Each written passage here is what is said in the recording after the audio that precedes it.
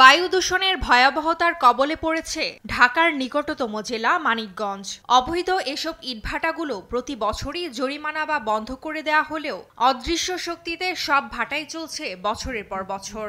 অভিযোগ রয়েছে অসাধু কর্মকর্তাদের ম্যানেজ করেই অবৈধ ইটভাটাগুলো চলছে। ভাটার চুল্লি ও চিমনি দিয়ে ধোঁয়ায় গাছপালা নষ্টের পাশাপাশি ধ্বংস হচ্ছে কৃষিজমি, আবাদ জমি পরিণত হচ্ছে ডোবানালায়। এতে হুমকিতে পড়েছে জীববৈচিত্র্য ও জনস্বাস্থ্য।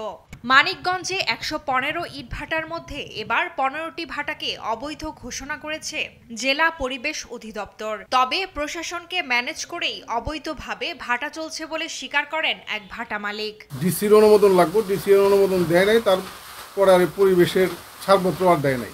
এটা আসলে বলতে গেলে তো তাই অবৈধ হিসাবে তো হয় আর ম্যানেজ বলতে আসলে কি বলবো, আর এইভাবেই চালাইতেছি আর কি।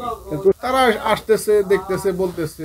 পরিবেশ ও জনস্বাস্থ্যের জন্য ক্ষতিকর এসব অবৈধ ভাটা দ্রুত বন্ধের জোর দাবি জেলা পরিবেশ ও কৃষিজমি রক্ষা কমিটির। কৃষি ভূমি নষ্ট হয়ে যাচ্ছে, ধ্বংস হয়ে যাচ্ছে। প্রথমত অবৈধ ইট ভাটার কারণে পরিবেশ দূষণ হচ্ছে।